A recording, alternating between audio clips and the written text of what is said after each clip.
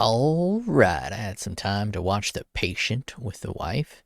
This is a murder show, so on similar consumables, I put murder shows.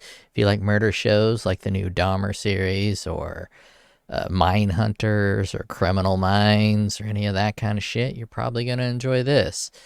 Uh, on the masculine feminine scale, it's not really masculine or feminine. It's just a murder show. I'm guessing I'm gonna put that a little on the feminine. These chicks really like these murder shows, so we'll do a 6-4. It's a completely serious show. There's no levity. There's no lightheartedness. There's no jokes. It's completely serialized. It's pretty slow and rather boring, and I don't mean that as a negative. That can be a positive, but because of that, you can watch it on the background pretty good. Like if you want to play on your phone while it's on, you can do that because there's a lot of scenes that are designed to build tension and to build like suspense, and a lot of them are overdrawn out. But if you're really into it, you're probably going to like that overdrawn outness of those scenes, but a lot of them are very drawn out. And a lot of things they do, like before the end of the episode, they'll have like a minute of just Steve Carell's character and music and him just being chained up.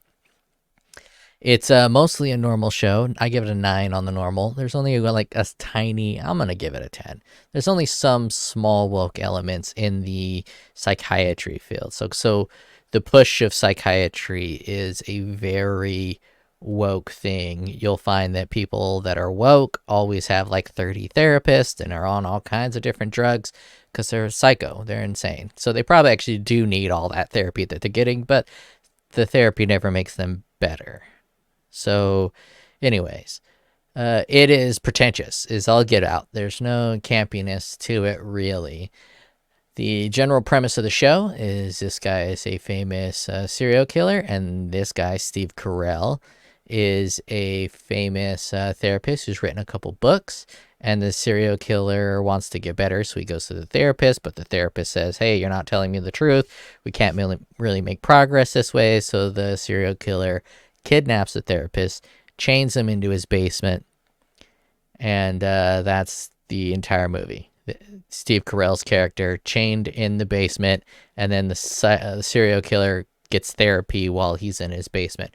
And the whole show is like, how is Steve Carell going to get out of this situation? Fantastic ending. I won't spoil it, but it does have a good ending. Some of the feels, they build a lot of tension in it, and as I said, you're going to be a little bored. There's some drama to it, so there's some TNT, and it is pretty satisfying. Going to the lows, as I said, drawn out.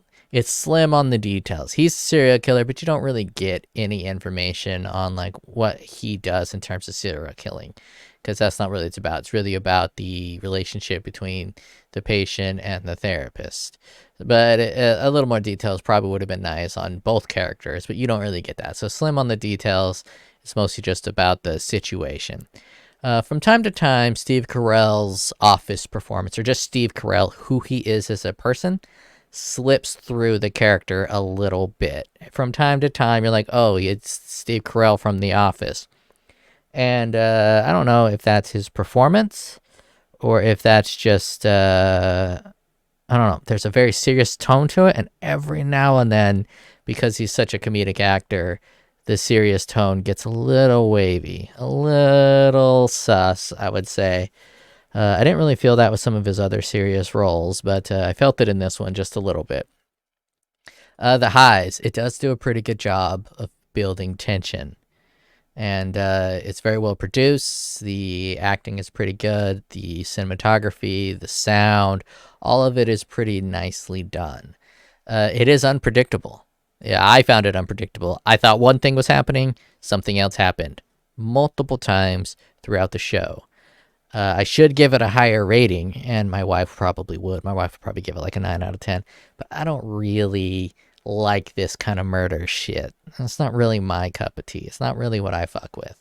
But if you, or your wife particularly, and I know no women are watching this, so you or your significant other, who is a lady, if they enjoy murder, this is a good sit-down watch for two people. And I said, great ending. Very much enjoyed the ending. As right here, worth watching if you like psychological thrillers or murder shows, but it's not really my cup of tea. That's my overall thoughts. Give it probably a 72 maybe a 70. Somewhere between 72 and 70 on the scale. And how my scale works, as always, is when I think about all the TV shows that I watch, is this better or worse than X amount of TV shows?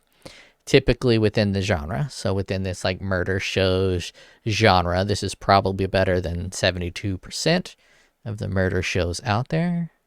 Now go consume.